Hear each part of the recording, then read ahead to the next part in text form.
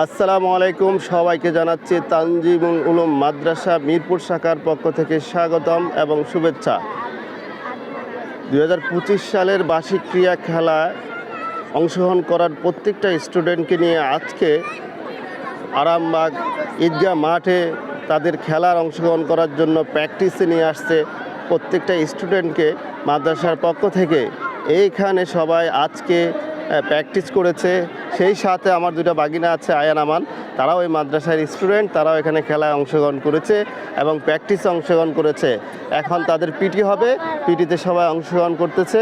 আর সবাই প্রত্যেকটা মাঠের আনাচে কোনাচে পুরাটা মাঠ জুড়ে তখন খেলায়, বিভিন্ন খেলায় তারা অংশগ্রহণ করেছে, প্র্যাকটিস করেছে। তারই সাথে সাথে আজকে যারা এই মাঠ প্রাঙ্গনে আসছেন সবাইকে তানজিমুল উলুম মাদ্রাসার পক্ষ থেকে জানাচ্ছি আন্তরিক শুভেচ্ছা এবং অভিনন্দন।